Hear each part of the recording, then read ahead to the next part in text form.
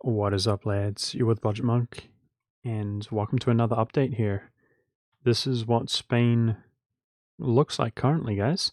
You'll be glad to know that this yellow down here in India is Spanish India as opposed to Vijayanagar, which is what it used to be. It looked awfully similar in color, I must admit. But here's where we're currently at. We've annexed all of the Scandinavians. Denmark does exist, but barely. And yeah, Scandinavia is a little bit divided regardless. You can see we've taken one gigantic chunk, sharing him with Austria. Bit of a controversial move. Not 100% sure if that was the right thing to do here, as Austria is going to be ridiculous to actually integrate into our country. But it was a very good move in terms of war score costs. We 100% war scored him instead of overextended him, if that makes sense. And that is why he lost so much clay here in one fell swoop. So he was actually one of my biggest concerns, and thankfully, it wasn't actually too challenging to defeat him, much to my surprise, because his fort levels were really bad, and that was his undoing. It was basically the only weakness that I actually didn't really take into consideration. In fact, we've had more trouble with the Asians just because of their sheer amount of troops. And yeah, with that in mind, I'm kind of not looking forward to the Ming Wars, which are going to have to be kicking off here soon. We're getting kind of out here in Southeast Asia already. Definitely have been meaning to go into Malacca for some time now. And the Ming Wars are going to be kicking off probably. We're obviously going to be trying to take as many forts, especially relevant forts, like in the Highlands, in our initial war, as opposed to ones in the farmlands, but hopefully get the majority, if not all of his forts initially. And then we're going to be moving on towards, mincemeating him by attacking his tributaries. Now, it's coming down to the wire, guys. It really is. It's the late game, basically. We should have had a really glorious period, guys.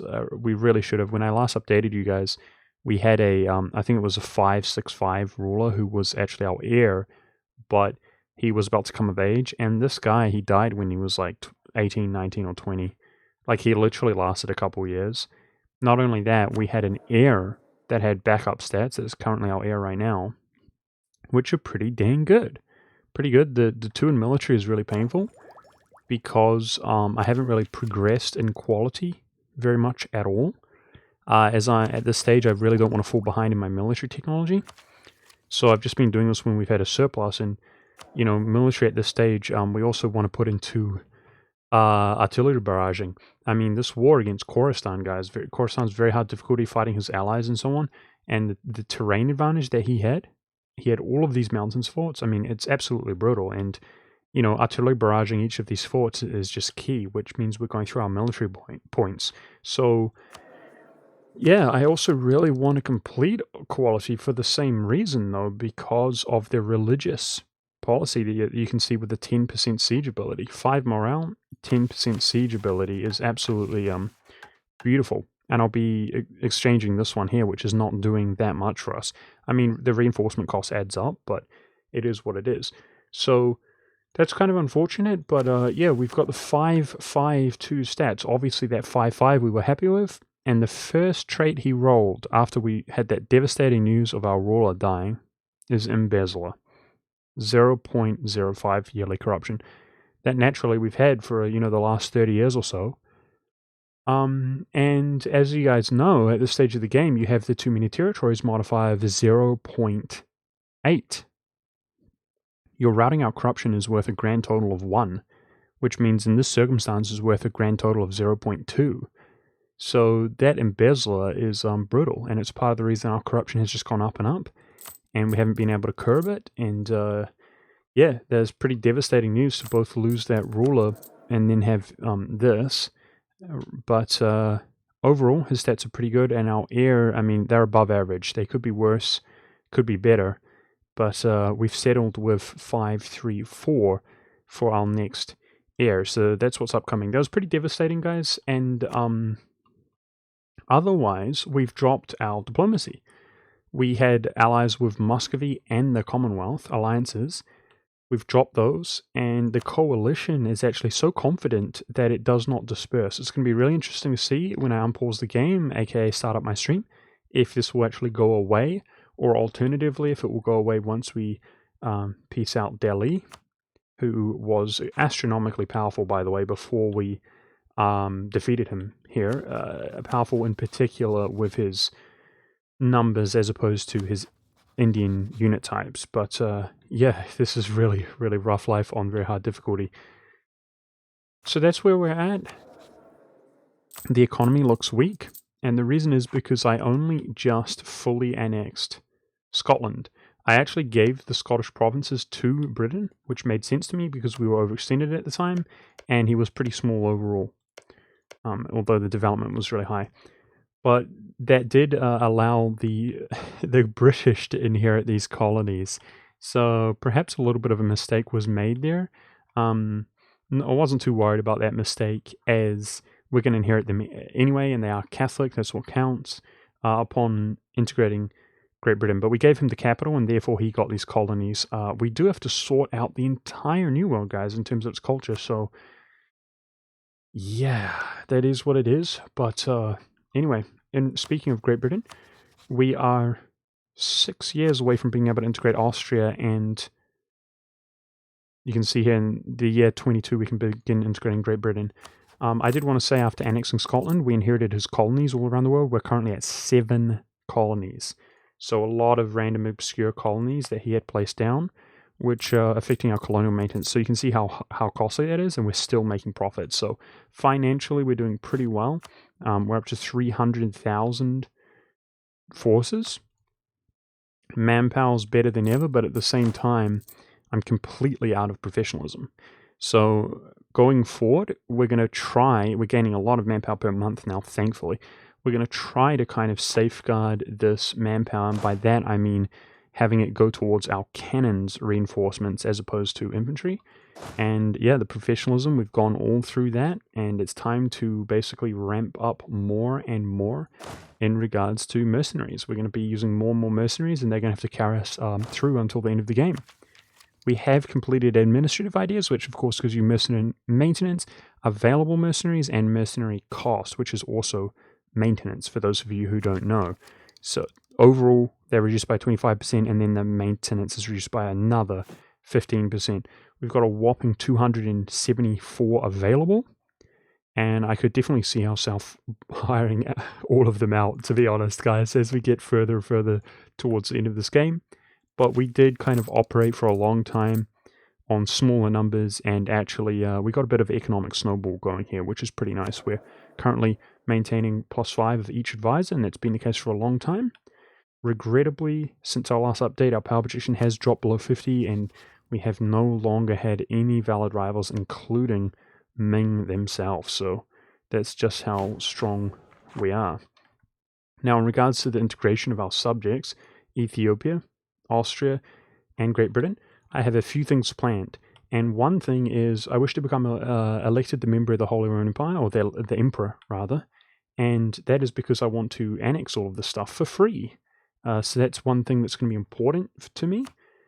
One option we have, Diplo points are a bit of an issue, but one option we have is to operate in this area, because it's part of the empire, by actually liberating Silesia. So what we could do is we could 100% overextend into the Commonwealth, but then also take this land as overkill, and then we could release it with the return call button to Silesia's control, as we expect to inherit this land. The same goes to this, return it to Bohemia via the Holy Roman Empire. That's my plan. But in order to achieve that, you can see I vassalized Alsace. I vassalized him because he's an elector.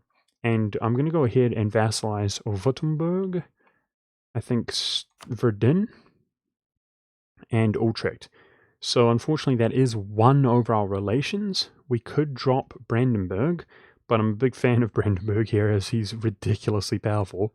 But yeah, we could be one over our relations regardless. I wish to actually become elected emperor by getting 4 votes. You can see that I could obtain Alsace's vote if I desired here, as he's my subject.